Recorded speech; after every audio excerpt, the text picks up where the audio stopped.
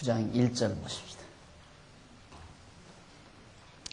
레위기 9장 1절. 제8일에 모세가 아론과 그 아들들과 이스라엘 장로들을 불러다가 아론에게 이르되 흠없는 송아지를 속죄제를 위하여 취하고 흠없는 수양을 번제를 위하여 취하여 여호와 앞에 드리고 이스라엘 자손에게 구하여 이르기를 너희는 수염소를 속죄제를 위하여 취하고 또 송아지와 어린 양의 1년 되고 흠없는 것을 번제를 위하여 취하고 또 화목제를 위하여 여호와 앞에 드릴 수소와 수양을 취하고 또 기름 섞은 소제물을 가져오라 하라. 오늘 여호와께서 너희에게 나타나실 것임이니라 하매 그들이 모세의 명한 모든 것을 회막 앞으로 가져오고 온 회중이 나와 여호와 앞에 선지라. 모세가 가로되 이는 여호와께서 너희에게 하라 명하신 것이니 여호와의 영광이 너희에게 나타나리라. 그가 또 아론에게 이르되 너는 단에 나아가 네 속죄제와 네 번제를 드려서 너를 위하여 백성을 위하여 속하고 또 백성의 이물을 드려서 그들을 위하여 속하되 무릇 여호와의 명대로 하라. 9장부터는 백성 속죄규례 수행을 했습니다. 교재는 658페이지 상단에 보시면 3번 백성 속죄규례의 수행. 지금 우리는 지난해 제사장 속죄규례 정리를 했고요. 그 다음 각종 제사 규례가 선포되는 내용. 그래서 지금 우리는 레위기서 6장 8절 이하에서 제사 규례에 대해서 선포하는 내용을 살핍니다. 이것은 이스라엘 백성에게 있어서 매우 중대한 부분이죠. 왜? 하나님 앞에 사느냐 죽느냐 하는 문제가 해결되는 길이니까요. 죄를 짓고 율법 아래서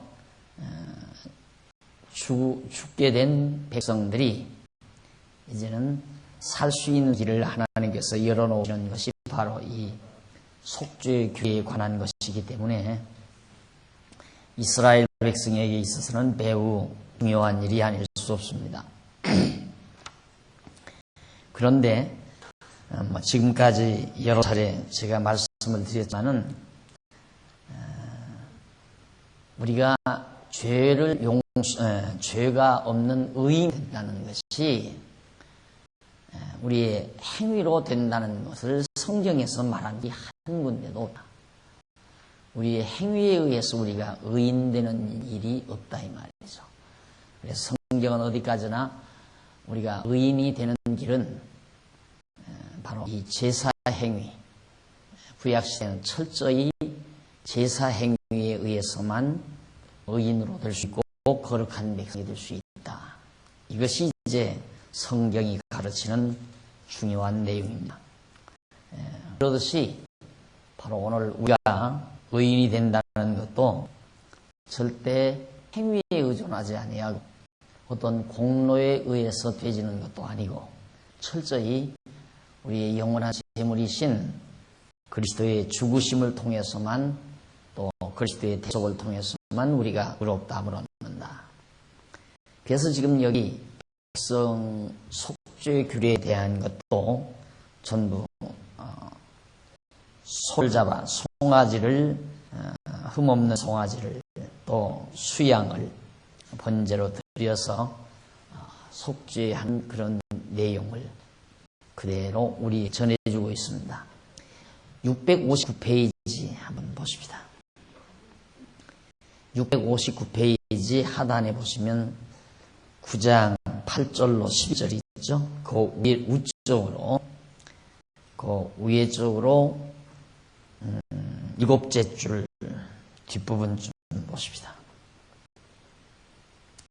7째 뒷부분쯤 보시면은 중간에 잠깐 지나서 그것은 레위 자손인 아론과 그 아들들이 완전하지 못한 인간이기 때문에 인간이기 때문이다. 그래서 레위 계통의 제사직을 받은 제사장 아론은 먼저 자기 죄를 위하고 다음에 백성의 죄를 위하여 날마다 제사를 드려야 한다. 인간 제사장 레위 자손은 흠과 티가 많은 사람들이죠. 똑같은 성정을 가진 사람들이고 더럽고 추악한 자들입니다. 그래서 그들은 자기를 위해서 일단 제사를 드린 다음이라야 바로 백성을 위해서 제사를 드릴 수 있게 되겠다. 그래서 히브리서 기자는 7장 27절에서 히브리서 7장 27절에서 흠과 티가 있는 인간 제사장 레위 자손들은 자기를 위해서 제사드릴 필요가 있었지만은 하나님의 아들 예수 그리스도는 죄가 없으신 분이기 때문에 자기를 위해서 제사드릴 필요가 전혀 없는 분이다. 그러니까 오늘 우리의 제사가 소나 양이나 짐승을 잡아서 드리는 그 제사보다도 우리를 위해서 드리신 속죄 제사가 얼마나 우월한가를 바로 히브리 기자가 밝혀준 바가 있습니다. 우리는 그런 엄청난 은총을 입고 사는 것, 구약시대 성도들보다 더. 그러니까 구약시대 성도들은 바라보고 산 거예요. 장차 오셔서 자기들의 죄를 용서해 주실 메시아를 소망하고 바라면서 살았지만은 우리들은 이미 바라고 소망한 예수 그리스도가 다 이룬 상태에서 산다는 것. 이거 얼마나 확실하고 분명합니다. 이 구약의 성도들은 바라보고 살면서도 소망 중에 살면서도 그 모진 시련과 역경, 고통을 다 당했다고 히브리서 기자가 밝히거든요. 아직 이루어지지 않은 상태에서도. 그런데 오늘 이 신약교회 성도들은 이미 완전히 다 이루어진 이런 상태에서 우리가 어찌 그리스도를 위하여 어떤 고난도 참고 견디지 못하겠느냐 하는 뜻에서 히브리서 기자가 기어준 바 있습니다. 그래서 사도 바울도 이 복음 때문에 그리스도를 발견하고 나서 한평생 자기를 온전히 복음을 위하여 그리스도를 위하여 던지는 엄청난 삶의 변화를 가져보게 된 겁니다. 그러나 영원한 제사장이 되시는 예수 그리스도께서는 자기를 위하여 제사 드릴 필요가 없으며 날마다 드리실 것도 없이 단 한 번의 제사로 택한 자들의 죄를 영원히 속하셨다 하는 얘기입니다. 그래서 이제 예수 그리스도에게 있어서 인성과 신성, 예수 그리스도가 인성과 신성을 지니셨다. 이제 신학자들이 되게 생각하고 있는 거거든요. 자, 인성은 어쩔 수 없이 우리 인간이어야 되잖아요. 그렇지, 우리와 똑같은 인간이어야 되는데 학자들이 생각하기는 이게 참 불경스러운 거예요. 어떻게 하나님의 아들이 우리와 같은 또 추한 인간이 될 수 있느냐. 그래서 뭔가는 다를 것이다 생각을 해가지고 죄 없는 인간, 죄 없는 육신이죠. 인성. 인간의 속성을 주님이 지니셨는데 죄가 없는 깨끗한 인성이다. 그럼 우리 인간 속에는 깨끗한 인성은 아무도 없잖아요. 그러니까 따지고 보면 학자들이 말하는 대로라면 우리와 다른 인성이에요, 예수님은. 그런데 성경은 그렇게 말을 하지 않고 예수님은 우리와 똑같은 죄의 몸을 입으셨다고 그랬거든요. 죄의 몸을 입으셨다. 그러면 예수님 죄가 있으니까, 죄의 몸을 입으면 죄가 있으니까 당신을 위하여 속죄 제사를 드려야 되잖아요. 그렇죠. 레위 자손도 자신을 위하여 속죄 제사를 드린 것처럼. 그럼 그런데 예수님은 히브리서 기자가 자신을 위하여 속죄제사를 드릴 필요가 없다. 왜? 흠과 티가 없으니까. 그래서 흠과 티가 없다는 이 말에 예수님은 인간이래 우리와는 다른 인간이다. 이렇게 생각하는 거예요. 우리 인간과 하나님이 다 함께 공제하시는. 그러니까 예수는 참 인간이면서 참 신이시다. 이렇게 이 얘기를 해요. 신학에서. 그래서 여러분들이 이제 앞으로 신학원에서 다 공부하시겠지만은 신학원에서 이제 기독론에 대해서 공부를 하게 되면 이제 기독론, 그리스도의 양성에 대해서 두 가지 속성에 대해서 배웁니다. 그러면 인성과 신성에 대해서 배우거든요. 자, 여기 지금 레위기 기자가 구약시대 아론의 자손들은 다 흠과 티가 있어서 자신을 위해서 속죄제사를 드렸다고 그랬는데 예수 그리스도는 드릴 필요가 없다 그 말이에요. 그럼 예수는 죄가 없다 했으니까 똑같이 마리아의 몸에서 태어난 예수인데 그 예수는 아마 우리와 다르게 잉태됐을 것이다. 이렇게 생각을 해야 되잖아요.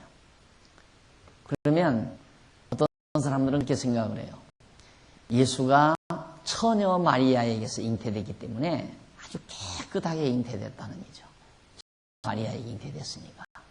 그러니까 아주 정결하게 잉태됐다. 그런데 성경은 말하기를 인간은 죄에서 잉태되고 죄 중에 잉태되고 죄 중에서 태어나서 죄 중에서 산다고 그랬거든요. 그러니까 인간이 잉태될 때부터 죄 가운데 잉태된단 말입니다.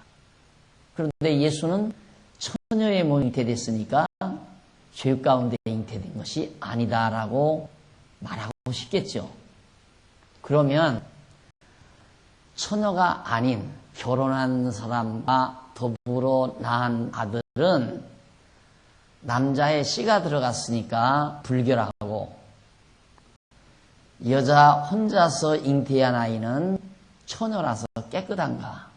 그럼 무슨 논리가 서지느냐면 처녀는 깨끗하고 결혼한 여자는 불결하다는 얘기가 되고 그러면 결혼한 여자가 왜 불결한가? 남자 때문에 불결하다는 얘기가 되죠. 그렇잖아요. 그러니까 논리가 이상하게 돌아가는 거예요. 이제 이 실학자들이 이해하는 이대로라면 논리가 괴상망측하게 돌아가요. 그러면 남자는 더럽고 여자는 깨끗하다는 얘기냐? 또 처녀는 깨끗하고 결혼한 여자는 추하다는 얘기냐? 그런데 왜 성경은 결혼하라고 하느냐 이 말이죠. 다 처녀로 살게 해야지.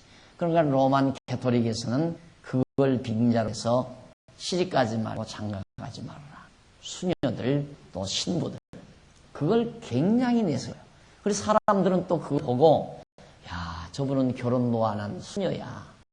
깨끗한 여자라 이거죠. 그래서 우러러보는 거예요. 또 신부도 장가도 안 갔대. 그러니까 굉장히 우러러보는 거예요. 그러다 보니까 요즘 큰 문제가 생겼답니다.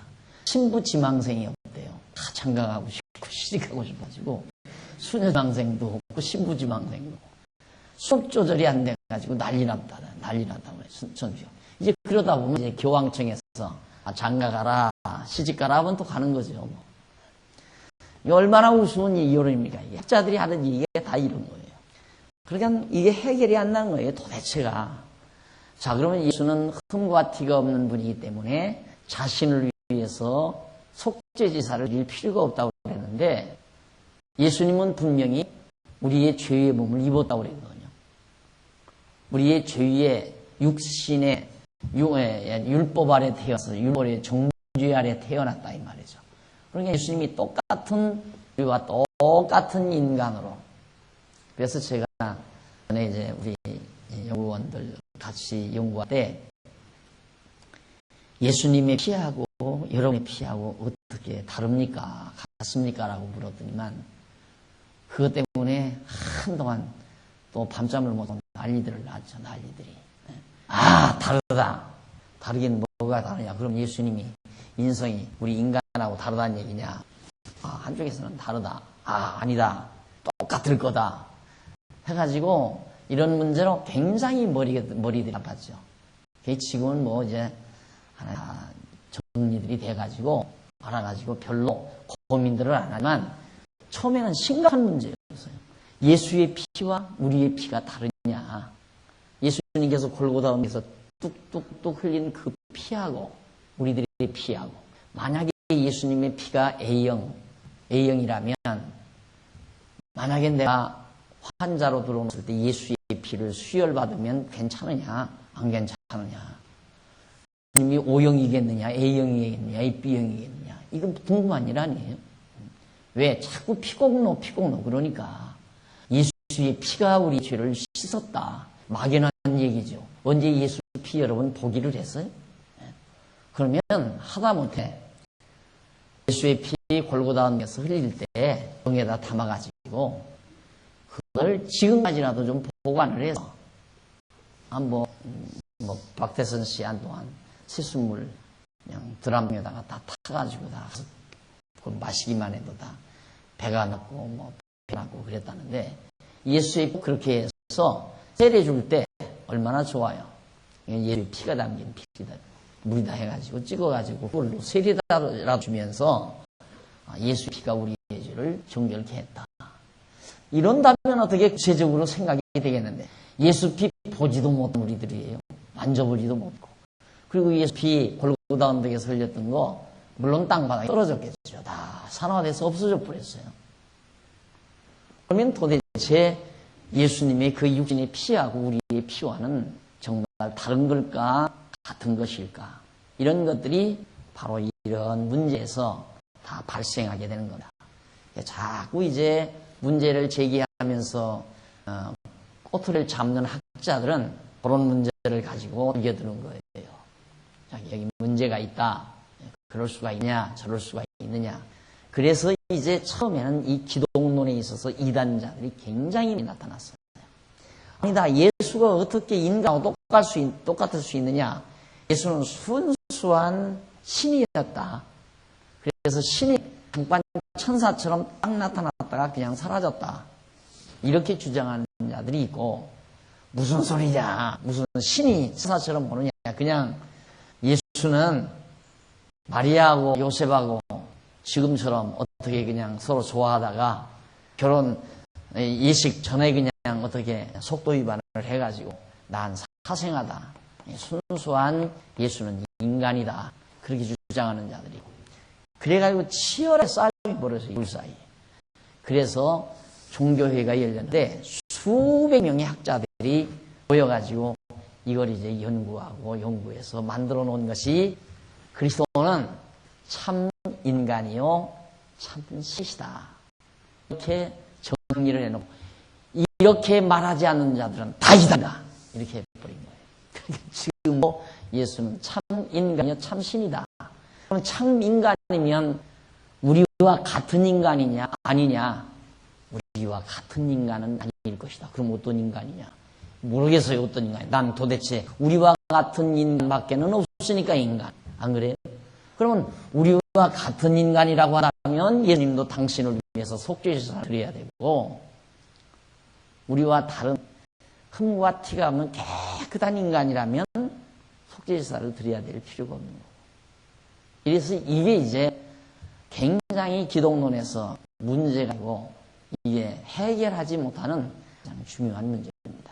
이걸 신학교에 가서 공부를 하다가 보면 그냥 무조건 이대로 보라 이거예요. 선배들이 다 이랬으니까 이 말 외에는 아무 소리 하지 마라. 이 말 건드렸다가는 이단이다 이거예요. 그런데 이게 그렇게 어려운 얘기가 아니거든요. 아주 간단한 얘기예요. 예수는 원래 하나님이죠, 하나님. 예수는 원래 하나님이었어요. 하나님의 아들이고 하나님이고, 태초에 말씀이 계셨고, 이 말씀이 곧 그리스도고, 이 말씀이 곧 하나님이고, 하나님이에요. 하나님인데 우리 인간의 죄를 속하기 위하여 지금 여기 다 레위기에 다 예언을 하잖아요. 이제 짐승을 잡아서 속죄 제사를 드린다. 이런 모두는 장차 참으로 하나님의 아들 예수 그리스도가 이 땅에 오셔서 우리를 위하여 속죄 제사를 드리실 것에 대한 하나의 예표로서 지금 구약시대에 다 보여준 거란 말입니다. 그러나 이제 예수님이 오셔야 되잖아요. 하나님이 오셔야 돼요. 하나님이 어떻게 오셔야 되는가? 하나님은 죄가 없잖아요. 완벽하게 거룩하고 의롭고 선하시고 뭐 하나님이 말할 것 없죠.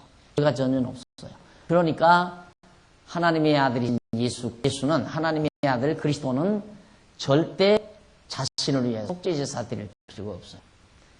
그는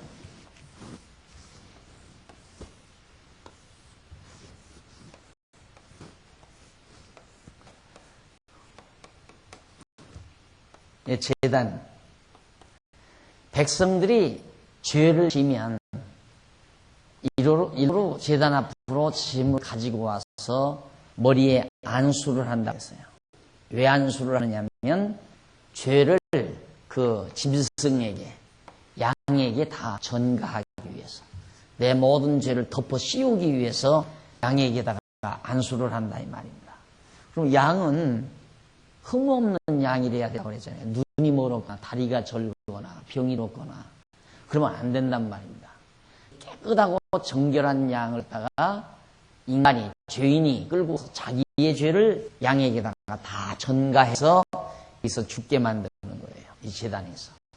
그것이 흠과 티가 없으신 깨끗한 하나님의 아들 그리스도가 우리 인간의 몸을 인간의 모든 죄를 다 대신 걸머집니다. 그 인간의 더러운 죄를 다 덮어 쓰시는 행위가 뭐냐면 바로 인성을 취하시는 거예요. 마리아의 몸에 잉태돼서 인간으로 오시는 거란 말입니다. 그렇게 인간이 되셨다는 것 자체는 우리의 죄성을 입은 거란 말입니다. 아시겠죠? 예수님이 왜 인간이 되셨는가?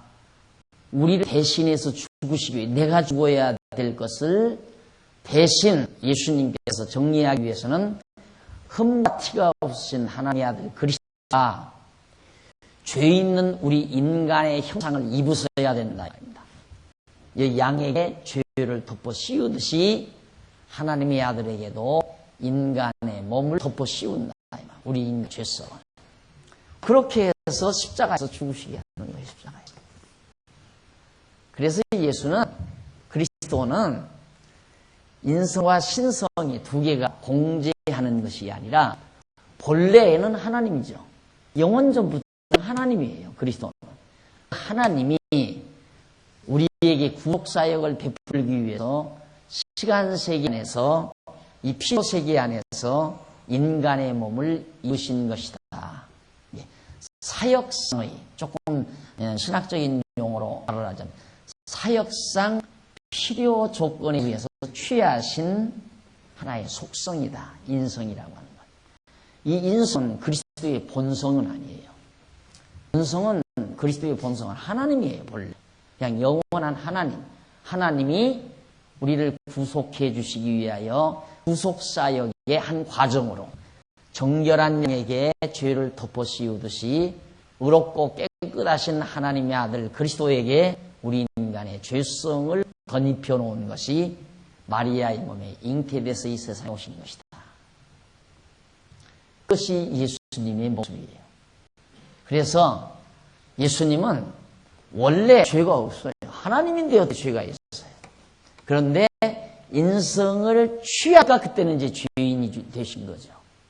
우리의 죄 때문에 죄인이신 거예요. 예수님. 우리의 죄성을 입으니까 예수님도 죄인입니다. 그러니까 예수님 분명히 마리아의 몸에 출생했던 그 예수님 우리와 똑같은 인간이에요. 그리고 12살 때 부모를 따라 예루살렘에 와서 제사를 드리던 결례를 하던 그 예수님 우리 12살 때나 비슷한 똑같은 모습이에요. 똑같은 인간이에요. 안 잡수면 배고파요. 그리고 너무 무리하면 피곤하고 물 안 잡수면 목마르고 그분도 여전히 모든 죄성을 우리 인간의 죄성을 그대로 다 체육을 하시는 분이에요. 그러니까 예수 그리스도의 죄가 아니라 우리의 죄성을 주님이다 취하신 거란 말이에요. 그리고 그 죄성을 양을 제단에서 죽이듯이 십자가에서 예수 그리스도를 십자가에 못 박아 죽게 하신 것이다. 그래서 우리의 죄를 영원히 속죄하는 것이다. 그런 뜻입니다. 자, 650페이지 밑에 부분에 보면 9장 8절로 11절로 아론이 자기를 위해서 송아지로 속죄제사를 드리는 내용이 나오죠. 자기가 제사장이니까 이제 아론이 여기에 들어가서 제사를 1년에 한 번씩 해야 하거든요. 거룩하지 아니하면 절대 들어가면 죽는다고 그랬잖아요. 아론이 자기를 위해 속죄제사를 드리지 않고 여기를 갔다가는 들어가자마자 그냥 죽어요. 즉사한다.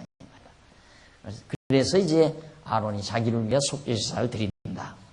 그 다음 660페이지 중간에 보시면 9장 12절부터 14절까지 아론이 번제의 희생을 잡아서 모두 불사르는 내용이죠. 하라는 대로 전부 다 불태워버렸다. 재물, 자기 죄를 위해서 태우는 거죠. 전부가. 그 다음 661페이지 9장 15절 21절에 보면 아론이 백성을 위해서 속죄제와 각종 제사를 드리는 내용입니다. 일단 제사장인 아론이 자기를 위해서 속죄제사를 드린 다음 그 다음에 이제 백성을 위해서 제사를 드립니다. 정결하니까. 그러니까 거룩한 자만이 제사를 드리는 거예요. 그러니까 아론은 거룩하지 못한데 자기 자신을 위해서 제사 드린 다음 백성을 위해서 드렸지만은 그리스도는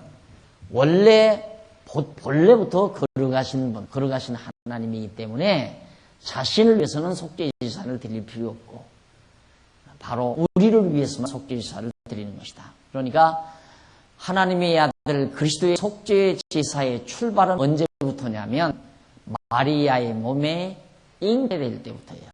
그 마리아의 몸에 잉태될 때가 바로 죄성을 죄인이 양의 머리에 안수하는 그 순간이라 합니다. 죄성이 잉계되잖아요.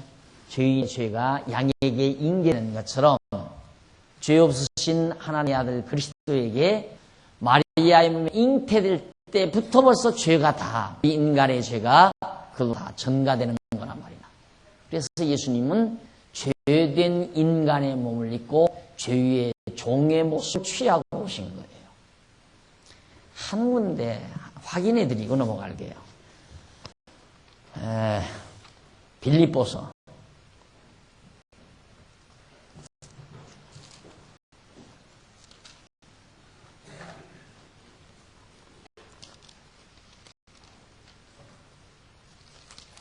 빌립보서 2장에 보시면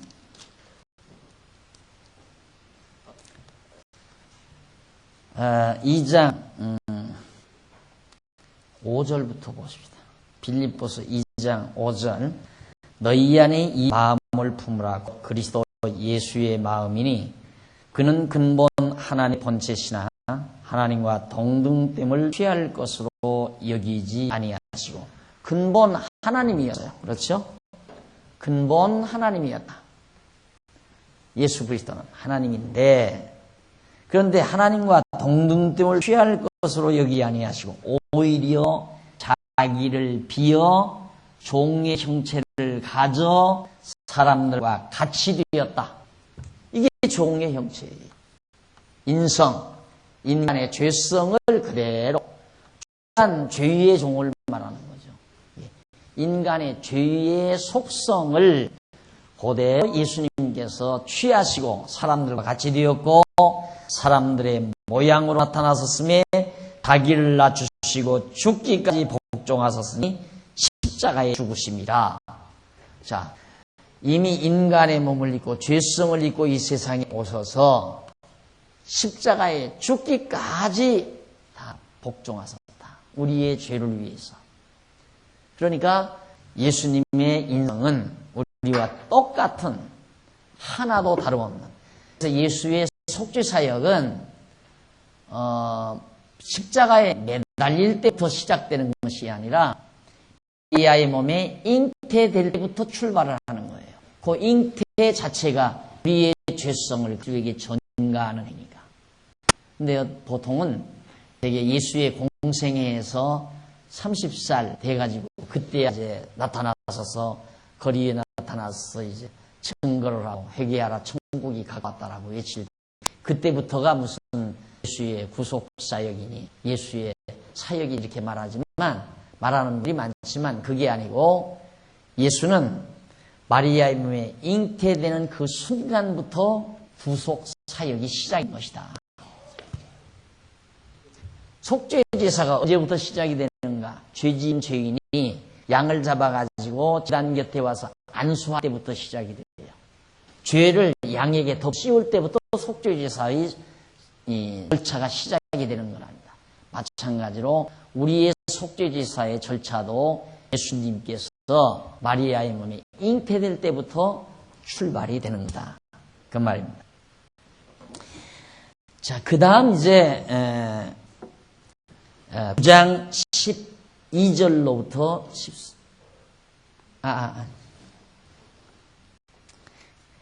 밑에 661페이지 제일 하단 아래쯤 보시면은 9장 22절로 24절 여호와께서 아론이 드린 제단에 불로 응답하는 내용이 옵니다. 아론이 백성을 위하여 손을 들어 축복함으로 속죄제와 번제와 화목제를 피라고 내오니라. 모세와 아론이 회막에 들어갔다가 나와서 백성에게 축복하며 여호와의 영광이 온 백성에게 나타나며 불이 여호와 앞에서 나와 단 이의 번제물과 기름을 사른지라. 온 백성이 이를 보고 소리 지르며 엎드렸더라. 결국 하나님께서 백성들이 보는 앞에서 이 제단의 모든 제물을 불로 확 살라 없어지게 만들었습니다. 그걸 본 백성들이 얼마나 놀라겠어요. 와, 정말 애굽 땅 종되었던 집에서 인도하여 신 여호와 하나님이 살아계시구나. 이걸 현장에서 눈으로 볼 수 있으니까. 그럼 우리들은 또 그럴 거예요. 우리들도 야, 정말 지금도 우리도 하나님 여호와 살아계시다는 거 확실히 믿게. 박 목사가 염소 한 마리 잡아서 이 마당에서 이렇게 당장 놓고 이렇게 놓으면 불이 와서 확 한 번만 살라보면 나는 평생 절대 의심 안 하고 하나님 믿겠다. 이렇게 혹시 생각할 사람이 있을지 몰라요. 그런데 나는 그보다도 더 놀라운 사건이 뭐냐면 예수님께서 십자가 연팍에 죽으셨는데 3일 만에 다시 부활했다고 하는 것은 재물이 불로 사라졌다는 것보다도 더 엄청난 확증 사건이란 말입니다. 엄청난 확증 사건. 그러니까 하나님께서는 이 당시에 이스라엘 백성들에게는 이런 모형적으로 그리고 아주 유치하게 이런 방법으로 해서 하나님 살아심을 가르쳐줬지만은 오늘 우리에게는 더 위대한 방법으로 하나님이 인간이 되셔서 십자가에와 못 박혀 죽으신 다음에 3일 만에 부활하심으로 또 그냥 그대로 한 것이 아니라 오래전부터 그렇게 되어질 걸 언약하시고 언약대로 말씀대로 살으시고 말씀대로 죽으시고 말씀대로 살으시는 놀라운 사건을 통하여 하나님 여호와가 살아계심을 우리에게 잘 보여주고 있는 것입니다. 그래서 662페이지 밑에서부터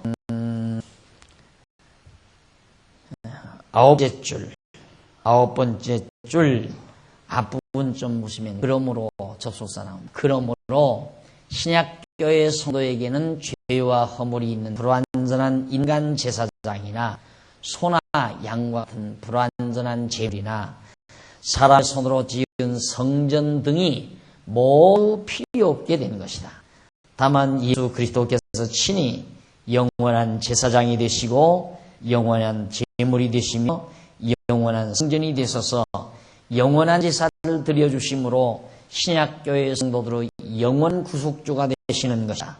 그러므로 앞에서 언급한 번제를 비롯한 각종 제사는 여호와 하나님께서 장차 택자들을 위하여 영원한 제사를 드려주실 예수 그리스도를 보내어 주실 것을 예표로서의 모형과 그림자적 필수적인 것으로 언약하여 주시는 말씀인 것이다. 그 말이에요.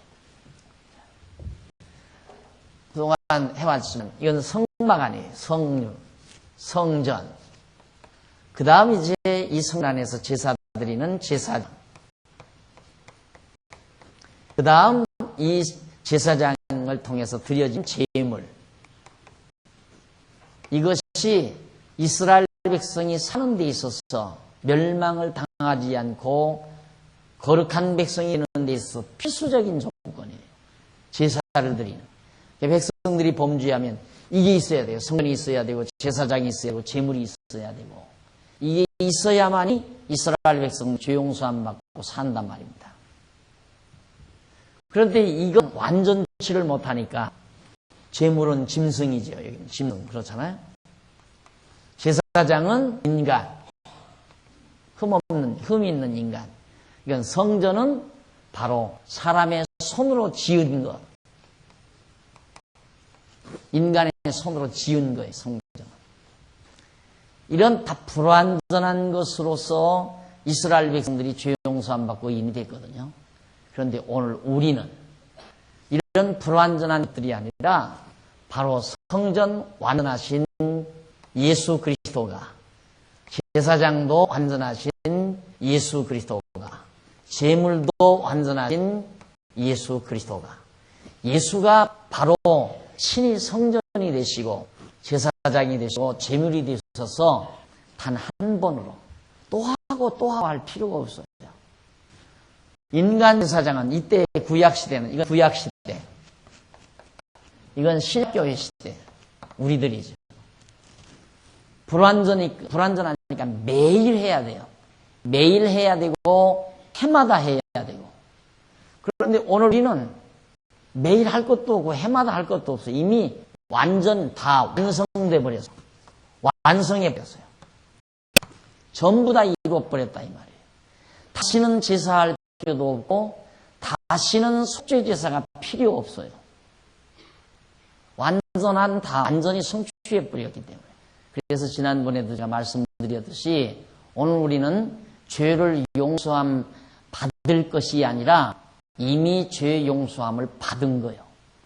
그 죄 용서함을 지은 죄만 받은 게 아니라 지을 죄까지라도 다 받은 것이다. 그것이 영원적 개념의 이해관념이에요. 우리가 영원한 것을 이해한다고 할 때는 시간을 넘나들어요. 시간을 초월해서 넘나들어야 해요. 그러니까 말이 안 되잖아요. 죄는 아직 안 지었는데 죄 용서함은 이미 받았다. 밥은 아직 안 먹었는데 배가 부르다. 이런 말은 말이 안 되잖아요. 영원한 용어로서는 그게 다 말이 되는 말이에요. 영원한 용어로서. 그러니까 오늘 우리에게 있어서는 예수 그리스도가 단 한 번으로 완성시켜버렸기 때문에 이제는 이런 것들이 하나도 필요 없다 이 말이에요. 옛날 모형적으로 했던 이런 모든 것들. 그런데 오늘날 기독교가 다시 살려내잖아요. 성전도 다시 만들어내요. 그리고 제사장도 다시 만들어내요. 성전 예배당 지어놓고 그걸 성전이라고 그러고, 제사장 목사님들이 가운 그거 100여만 원짜리 해서 입고 10만 원짜리 해서 입고 그걸 입고 제사장이라고 지금 너불고 있고, 재물 11조 내라고 해가지고 돈이 그게 재물이라고. 어디 성경에 돈 칼로 찌르면 피 나와요? 피가 나와야 하는데. 돈은 재물이 될 수가 없어요. 근데 지금은 돈을 재물이라고 한 말입니다. 그러니까 실제로 정말 그럴듯하게 하려면 성전대로 지어놓고 인간도 제사장 제대로 해서 있고 그다음 짐승을 끌고 만들어야 돼요. 그러니까 기발하게 자기들도 머리가 좀 있으니까 생각해보니까 이게 좀 문제가 있는 것인 거니까 소위 한때 요즘 아직 인기가 그냥 있는지 몰라요. 여기 청계천에서 거지 생활하다가 이렇게 가서 요즘 하는 분이 있어요. 그분이 저 시골에 가서 했다는데 그분이 이 성경에 나온 대로 규격을 따서 성전을 지었대요. 성전을 짓고 바로 제사장 옷을 그대로 해서 입고 여기 하는 것을 다 시도를 한다 이거죠. 예, 짐을 잡으다. 그렇게라도 해야죠. 나는 차라리 그 사람이 훨씬 낫다고 그랬어요. 할 바에는 그렇게 딱 해버려야 돼요. 그래야 사람들이 저 사람 참 성경적으로 한다. 근데 제대로 된 눈으로 보면 진짜 참 안 된 얘기예요. 이 성도들이 쏟거든요. 잘못하면 이게 엄청난 사건인 줄 알고. 그러니까 이게 얼마나 지금 오늘날 교회가 빗나가고 있나, 겉으로 빗나가고 있나를 우리가 감지할 수 있잖아요. 우리가 이렇게 공부하는 이유도 이런 것을 우리가 구체적으로 정리를 해서 기독교의 본질을 옳게 알자는 얘기예요. 기독교가 무엇인가, 기독교의 근본 본질을 바르게 알아야 우리도 쏙지 않고 우리 후대 자라나는 젊은 세대들에게도 쏙지 않도록 바르게 올바른 진리를 전수할 수 있지 않겠습니까? 근데 다 지금 이대로 다시 복원해요. 복원. 다시 복원해요. 전부 다. 성전도 복원하고. 여러분 저기 고속도로, 경부고속도로에서 이렇게 딱 들어다 보면 여기서 나가다 보면 왼쪽에 근사하게 지났어요. 그래서 막 이렇게 하고 뭐 어떻게 했더라 막 근사하게 막 이런 식으로 해서 이렇게 아주 우람하게 지났죠. 그 성전이라고 이제 성전.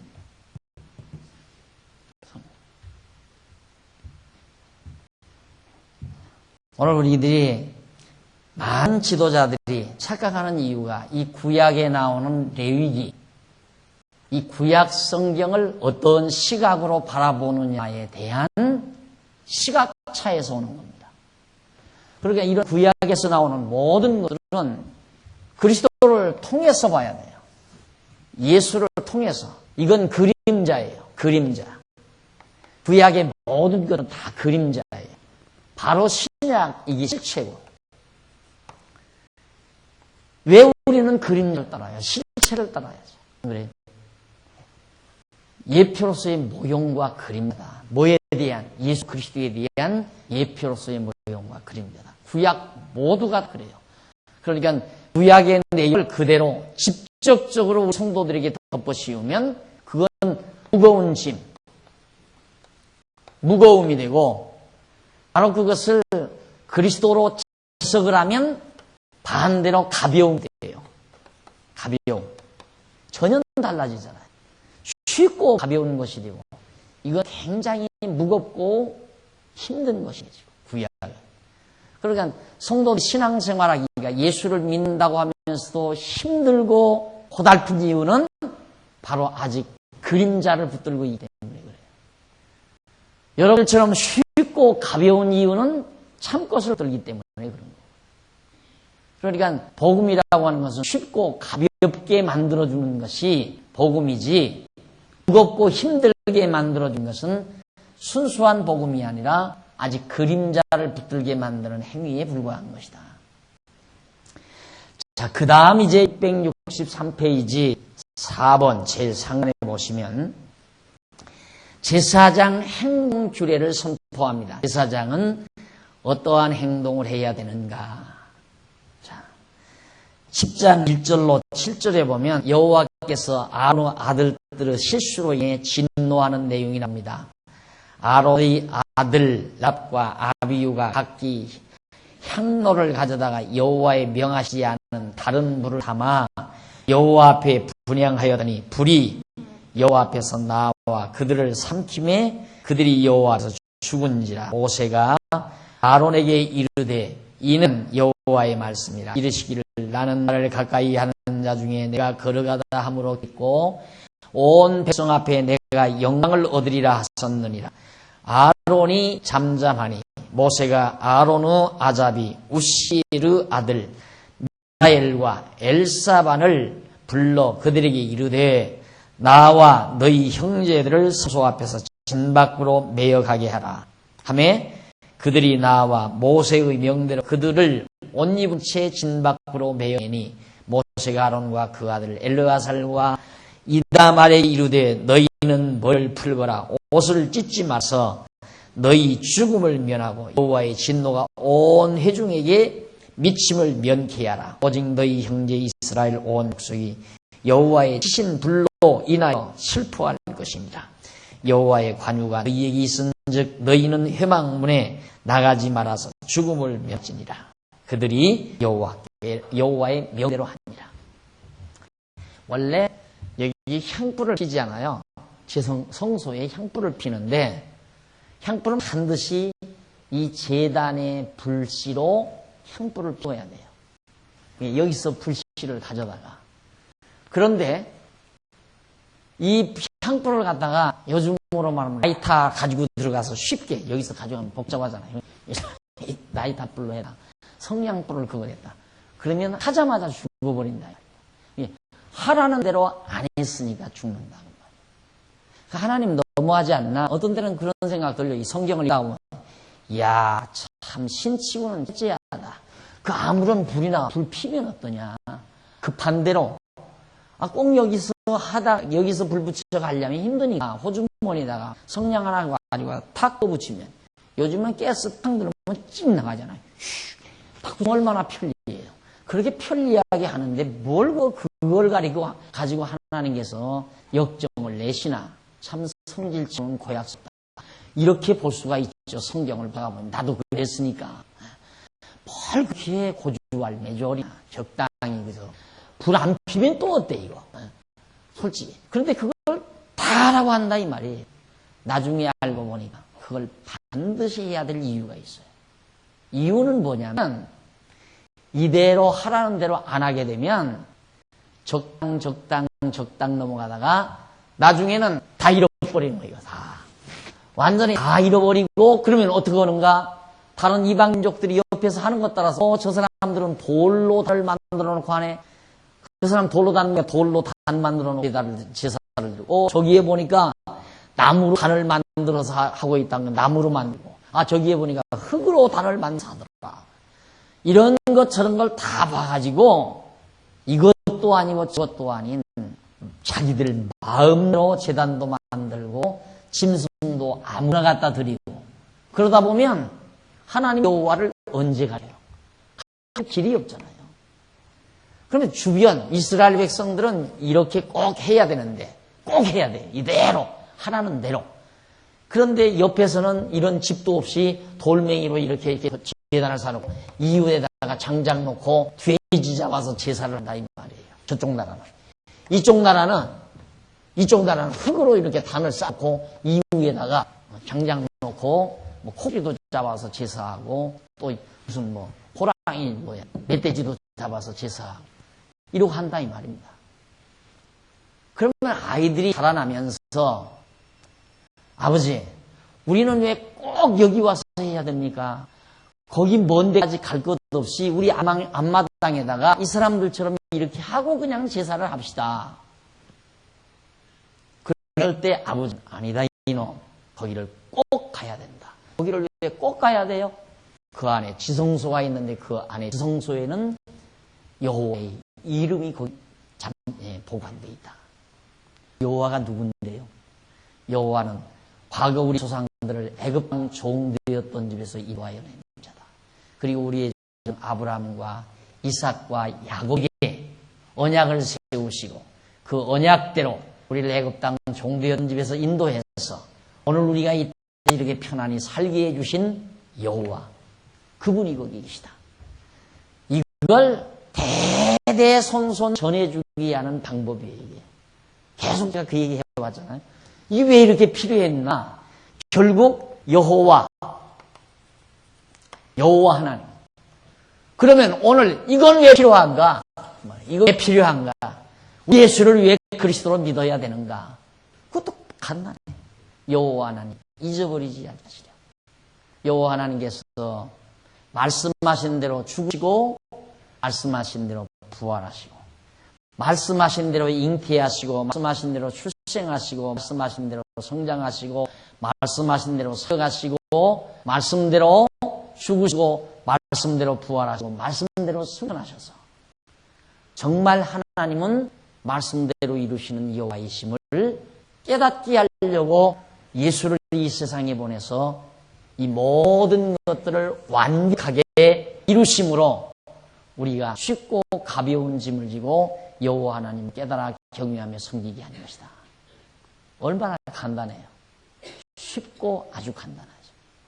이것이 바로 레위서가 우리에게 주는 중요한 메시지입니다. 자, 그러면 여호와 아들들의 실수로 인해서 지금 여기서 등불을 갖다가 잘못 갖다가 켜니까 죽어버려요. 아론의 아들들이 불을 여기서 붙이지 않았는데 다른 불 갖다가 붙여가지고 그냥 죽었단 말입니다. 제사장 옷을 입고 죽었어요. 죽으리가 끌어내야 할 거 아니에요. 끌어냈어요. 끌어내는데 지난번 우리가 봤듯이 여기서 재를 긁어낼 때도 제단에 늘 매일 예물을 드리니까 재가 많이 나오잖아요. 재를 담아다가 바깥에 골짜기에다가 재를 버리는 곳이 있어요. 거기 나갈 때는 이 문발 나갈 때는 반드시 옷을 갈아입고 나가야 돼요. 제사장복은 반드시 이 안에서만 입지 이 밖으로 나가면 안 된단 말입니다. 그러니까 나갈 때는 옷을 갈아입어야 되는데 시신을 메고 쭉 나가고 있어요. 지금 그냥 엉겁결에 이 밖으로 나가면 또 죽으니까 그걸 경계해서 나가지 말아라. 이 성 밖을 나가지 말라. 그걸 당부하는 내용이 바로 여기 7절까지 소개되고 있는 겁니다. 그 다음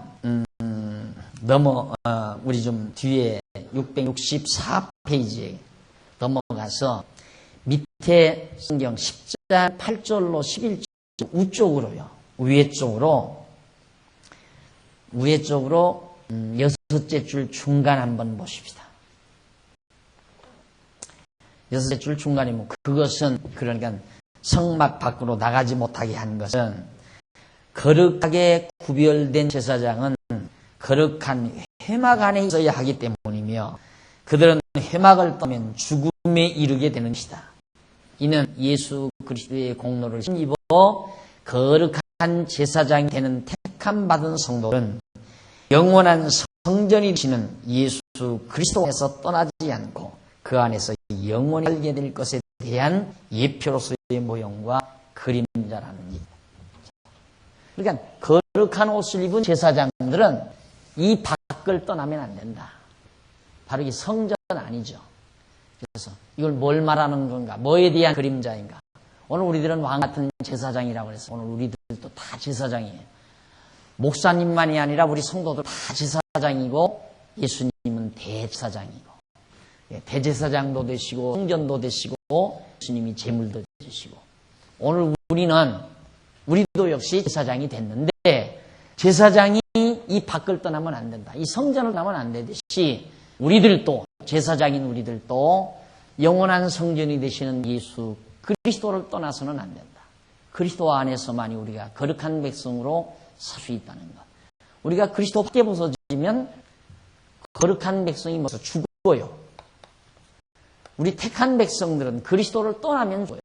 그리스도 안에 있을 때 거룩한 백성으로 살게 된다는 진리를 우리에게 모형적으로 지금 가르쳐주는 것이 바로 지금 이 부분의 내용의 말씀입니다. 그래서 우리가 그리스도 안에 사는 것 얼마나 정말 소중한 일인가를 알 수 있죠. 그 안에서만이 참 평안이 있고 그리스도 안에서만이 보장을 받고 마치 여러분 그렇게 생각하면 돼요. 봄날에 지금 봄철인데 농촌에 가면 아마 병아리 깨웠을 겁니다. 암탉이 병아리를 10대 마리 결 안에서 나오잖아요. 노란 병아리들. 그 병아리들이 제일 안전한 곳이 어디냐면 엄마 달개 품 안입니다. 엄마 달개 품 안에 들어가서 고개만 요 내놓고 이렇게 쳐다보죠. 그러다가 먹이가 딱 날라면 얼른 고개 들이밀면 안전한 곳이에요. 여기가. 그런데 이게 뭣도 모르고 방정맞게 엄마 품을 떠나서 돌아다니다가 그냥 새매에게 꽉 잡혀먹기도 하고 안 그러면 강아지들에게 물려주기도 하고 그렇게 되지듯이 오늘 우리 성도들이 병아리처럼 노란 예쁜 병아리처럼 엄마 달리 품 안에 그래서 그리스도께서 우리를 암탉이 병아리 품같이 성경에 나오죠. 암탉이 병아리 품같이 몇 번이나 너희를 품으려 했으나 너희들이 날 저버리고 떠났다. 유대인들을 가리켜 하는 말입니다. 예루살렘 거민들 향해서 예수님이 하신 말씀이에요. 암탉이 병아리 몸같이 너희를 그렇게 모으려 했으나 너희가 다 나를 저버리고 떠났다. 오늘 우리가 그리스도를 믿고 주 안에서 산다는 것, 이것이 가장 안전하고 행복하고 편안한 삶이라는 것을 우리들이 항상 기억해야 되고, 또 그런 삶을 통해서 우리는 한없는 감사와 감동이 우리의 삶 속에서 떠나서는 안 된다고 생각합니다. 그 다음 8절로 11절로 보면 여호와께서 아론과 그 자손들이 주의할 것을 명합니다. 아론하고 그 자손 뭘 주의해야 되느냐? 여호와께서 아론에게 일러 가라사대 너나 네 자손들이 회막에 들어갈 때에는 포도주나 독주를 마시지 말아서 너희 사망을 미하라. 포도주나 독주를 마시지 말라요. 이는 너희 대대로 영원한 죄라. 그리하여야. 왜 포도주나 독주를 못 마시게 했나? 그 이유는 왜냐하면 그리하여야 너희가 거룩하고 속된 것을 분별하고 부정하고 정한 것을 분별하고 또 여호와가 모세로 명한 모든 규례를 이스라엘 자손에게 가르치리라. 제사장이 백성에게 예를 들어서 양을 가지고 왔잖아요. 양을 가지고 와서 이건 속된 양이다. 가만히 보니까 눈 하나가 병신이다. 이건 귀 하나가 병신이다. 이건 하나님이 안 받는다. 이런 걸 잘 분별해서 백성들을 가르쳐줘야 되잖아요. 너 왜 지금 암염소를 가져야 하는데 수염소를 가져왔느냐? 이 번제에는 수염소를 드려야 돼. 수양 드려야 하는데 너 왜 암양을 가져왔느냐? 이걸 다 분별해서 백성들이 잘못한 것을 다 가르쳐가지고 올바른 제사, 즉 하나님 앞에 상달되는 제사를 드려야 되는데 포도주나 독주를 먹고 건화해가지고 가져왔나? 사케. 지금 수양을 가져왔는데도 암양 잡아야 하는데 수양 갖다가 그냥 목줄을 잡아서 드린다. 그러면 자기도 죽고 백성도 죽는 거예요. 하나님이 제물을 안 받으면.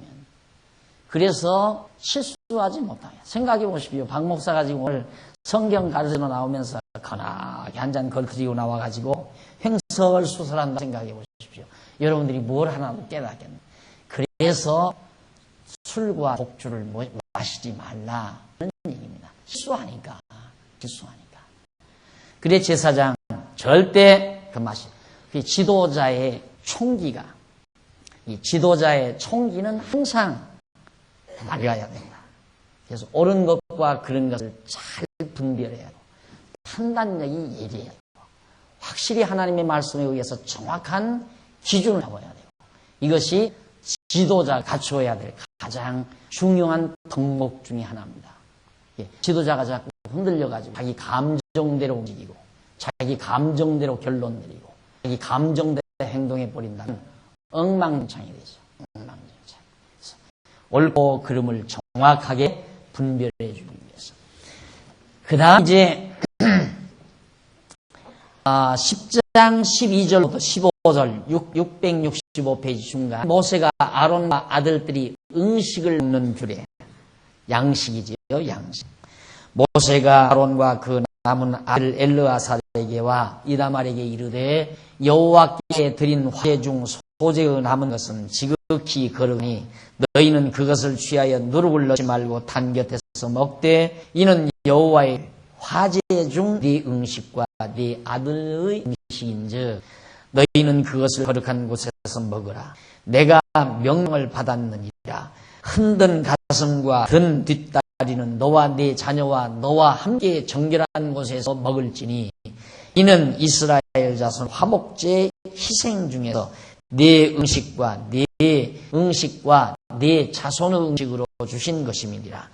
그 든 뒷다리와 흔든 가슴으로 화제의 기름과 함께 가져다가 여호와 앞에 흔들어 요제를 삼을지니 이는 여호와의 명대로 너와 네 손의 영원한 것이니라.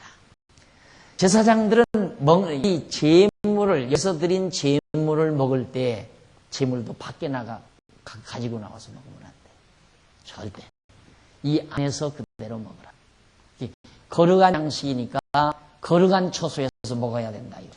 그러니까 이게 거룩과 성과 속에 확실한 한계점이에요. 담장이. 이 안은 거룩한 곳이고 이 바깥은 속된 곳이에요. 그래서 이 거룩한 곳에서는 이 안에서 거룩한 양식을 먹고 거룩한 자, 거룩한 제사를 드릴 수 있고 그 안에서 행하는 일이 다 거룩한 일이어야 하고 이것이 바로 제사장들이 또 제사장 아들들이 반드시 주의를 해야 될 중요한 조건이다 하는 얘기입니다. 그래 거기 넘어가면 666페이지 중간에 10장 16절로 20절 그쪽으로 세 번째 줄 중간 조금 앞에 보시면은 이러한 규례 바로 성막 안에서 먹으라. 이러한 규례는 장차 예수 그리스도의 공로로 제사장인 거룩한 성도들이 예수 그리스도 안에서 신령한 양식을 먹고 살 것에 대한 예표로서의 모형과 그림자다. 오늘 우리들이 지금 그리스도 안에서 신령한 양식 먹고 있잖아요. 우리의 영적 양식인 하나님의 말씀, 이거 우리가 지금 먹고 있단 말입니다. 이런 것들이 바로 이때 이 안에서 제사장들이 음식을 먹는 것에 대한 실체죠. 우리는 실체. 이스라엘 백성들이 여기서 먹었던 것은 그림자고. 혹시 여러분, 우리도 차라리 여기서 그냥 소갈비나 구워서 먹었으면 좋겠다. 그렇게 생각할지는 모르지만, 이스라엘 백성들은 성전 안에서 소 뒷다리, 앞다리, 이런 거, 거질로 드렸던 거, 그거 먹고 살았습니다. 오늘 우리는 바로 신령한 양식, 이것을 그리스도 안에서 우리가 먹고 산다는 것이 바로 그 생활에 대한 실체의 모습이라는 것을 다시 한번 가르쳐드립니다. 그 다음 16절로 20절에 보면 모세가 제물을 먹지 않은 아론의 아들들을 책망을 합니다. 제물을 안 먹어도 책망을 받아요. 먹어야 돼요. 생명의 양식을 먹어야 된다 이 말입니다. 거기 읽어보면 모세가 속죄제 드린 염소를 찾은 즉 이미 불살랐느니라. 그가 아론 남은 아들 엘르아살과 이다말에게 노하여 가로되 이 속죄제 희생은 지극히 거룩하거늘 너희가 어찌하여 거룩한 곳에서 먹지 아니하였느냐.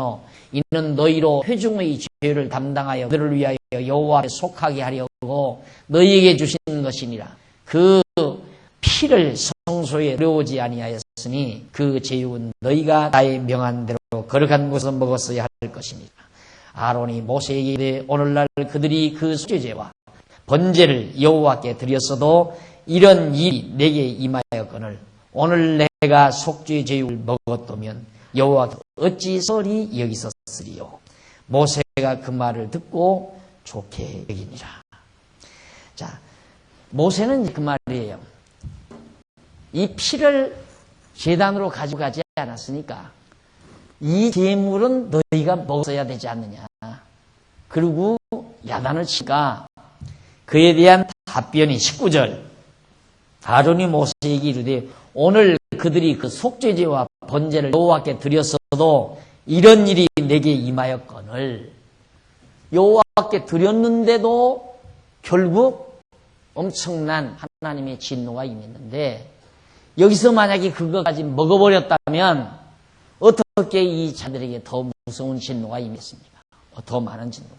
그러니까 결국 제사는 종합적으로 다 연결해서 드리는 건데 이미 하나님께서 여기 붙일 때부터 불을 붙일 때부터 실수를 해가지고 사람이 죽어나간다 그 말이에요. 그러니까 아론도 겁이 난 거예요. 겁이 나니까 재물 먹고 안 먹고 하는 것도 지금 못하고 가지고 하나님이 진노하시니까. 그런데 저런 진노가 이스라엘 백성에게는 큰 경종이 되죠. 와, 하나님 살아계시다. 하나님은 형상이 없으니까 형상을 보여줄 수가 없잖아요.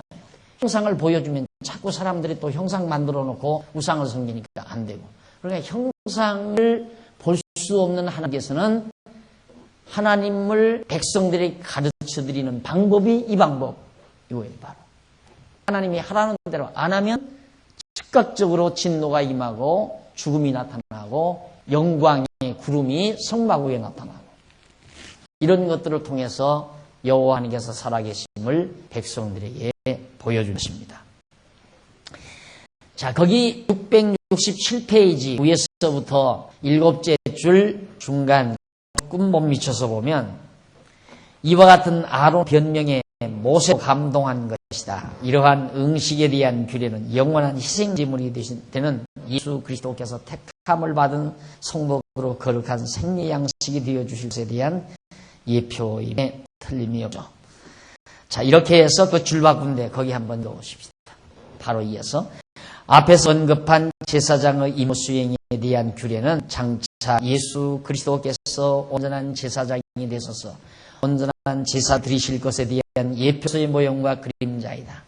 아론의 아들들은 불완전한 제사장으로 불완전한 분향을 하다 여호와의 진노를 받아 죽었습니다. 그것은 제사장이 여호와의 명하신 규례대로 제사를 드리지 아니하고 자기 스스로의 생각대로 제사를 드리게 되면 결국에는 그들이 애굽 땅 종되었던 집에서 인도하여 내신 여호와 하나님을 잊어버리고 경외하거나 섬기지를 않게 되기 때문입니다.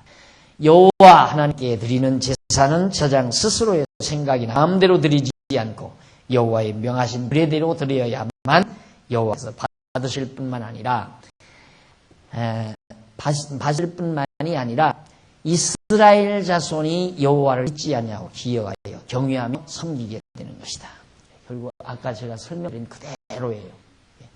이대로 하나님이 명하신 대로 하지 아니하면 진노가 임한다. 그 까닭은 절대 여호와 하나님이 잊지 않게 하려는데 그 목적이 있다. 그래서 제가 늘 지금 창세기부터 여기까지 공부해 왔지만 어느 부분 하나 여호와 하나님을 기억하고 배우게 하려는 티 없는 내용이 저는 없었잖아요. 그냥 성경 구약은 아주 간단해요. 공부하고 나면 하나님은 여호와 이것이 주제고 알고 나면 하나님 여호와는 살아계시다. 그게 정확하게 떨어지는 한 가지예요. 이 구약 성경이 우리에게 준 이 방대한 구약 성경은 분량의 이 구약 성경이 우리에게 말하고자 하는 아주 단순한 내용이에요. 하나님 여호와가 살아계시다. 그 말 하나뿐이에요. 그러니 잊지 말고 범사의 그를 인정해라. 범사의 그를 인정해라. 모든 일에 그 여호와를 인정하라. 그러니까 우리의 신앙생활이란 어떤 의식에 참여하는 것도 아니고 어떤 형식을 가진 것도 아니고 가장 중요한 게 뭐냐면 모든 생활에 있어서 하나님 여호와를 인정하는 일이에요. 아침에 일어나셨죠. 건강한 몸으로 일어나셨잖아요. 그 순간 여호와 하나님께서 나를 내 생명을 지난 밤에도 건강하게 지켜주셨구나. 이 생각을 하면 1등 신자예요. 신앙생활을 제일 잘하는 사람이에요. 여러분 아침밥 밥상 받고 가끔은 아이 바빠서 그런지 모르지만 밥을 그냥 수저 막 들고 달려서 보여. 그러면 아무 얘기도 안 했네. 그러면 막 하고 밥을 먹어요. 뭘 하는지 모르죠. 눈을 감고 먹는 거지. 어쨌든 눈을 감고 먹어요. 그걸 왜 해야 돼요? 예수 믿으니까 그렇게 해야 되나? 그거 아니에요. 그 순간 하나님 여호와께서 하루에 육신의 생명을 또 우리에게 나에게 줘서 먹고 활동할 수 있는 이 하루를 또 줬구나. 인정하는 마음으로 눈을 감으면 돼요. 이 범사에 인정하는 모든 일에 하나님 여호와를 인정해라. 다시 말해서 여호와 하나님이 모든 만사를 주관하시고 섭리하신다는 게 믿어지고 그런 자세로 살아가면 예수를 최고로 잘 믿는 사람이라 이 말입니다. 그건 그 이후에 교회 열심히 나오고 봉사 많이 하고 성도들과 친교를 잘 맺고 그건 다 부수적인 부산물이고요. 근본적으로는 모든 범사에 하나님 여호와를 인정하는 거예요. 그거 인정하고 나니까 그러니까 내 곁에 있는 분들이 다 소중하게 느껴지고 저분들을 내 곁에 있게 해주셨구나. 저분들과 같이 살라고 하나님이 하셨구나. 이런 마음을 갖게 되는 거고 그러다 보니까 상스러운 마음이 생기고 아끼고 싶은 마음이 생기고 소중한 분들로 여겨지고 그렇게 여겨지니까 어떻게든지 기쁨을 드리고 싶고 부담 주기 싫고 모두가 함께 뜻과 마음을 모아서 즐겁게 살고 싶고 이런 마음이 들어가는 건 그 부수적인 일들이에요. 그렇게 해야 예수 잘 믿는 게 아니라 하나님을 제대로 믿고 의지하고 살다 보니까 그런 결과가 아름답게 맺어져 가는 거죠. 그렇잖아요. 근데 거꾸로 시작하면 그렇게 해야 된다더라면 삶이 자꾸만 이상해요. 인간적인 속성이 자꾸 나오게 돼요. 그래서 가끔은 이제 눈살 찌푸리는 일이 나올 수밖에 없고. 그래, 오늘 정말 예수를 어떻게 제일 잘 믿는가? 예수를 어떻게 해야 제일 잘 믿는가? 이것은 구약 성경을 통해서 지금 우리가 배우는 여호와 하나님 잊어버리면 안 돼요. 모든 만사 역사하시는 여호와 하나님. 이거 잊지 말고 범사의 그를 인정하는 자세. 자, 그러면 한번 읽어보십시다.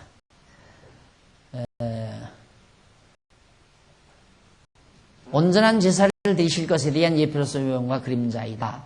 아론의 아들 불완전한 제사장으로 이제 바로 읽었죠, 제가? 그거 다 읽어드렸죠? 네. 넘어가십시다. 넘어가서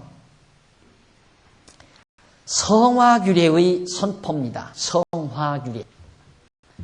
가장 우리 성도들에게 이 성화, 거룩하게 변화된다 그 말이죠. 거룩하게 변화되는 것, 성화된다는 것이 어떠한 것이냐.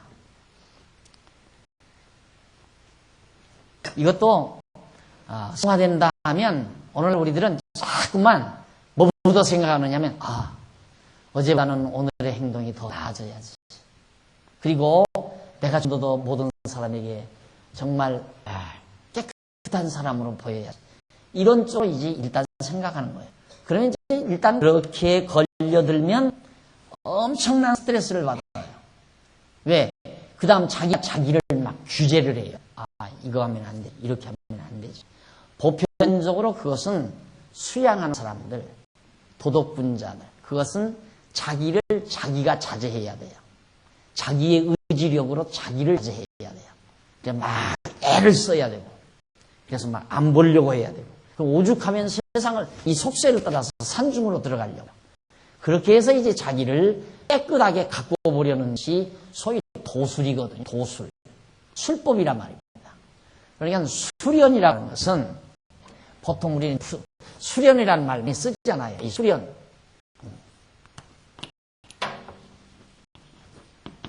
이 말 별로 저는 아름답게 보질 않아요. 수련을 한다. 연마한다. 갈고 닦아서 연마한다. 기술을 연마한다. 그 말이에요. 우리 신앙생활은 기술이 아니에요. 연마해서 되는 게 아니에요. 그걸 여러분들이 의중에 두고 요 성화규례에 대한 것을 정리를 하시면 될 겁니다. 669페이지 거기 보시면 이제 신체의 성화규례가 나와요. 우리 잠깐 차 한 잔 드시고 요 부분 공부하겠는데 10분에 시작을 합니다.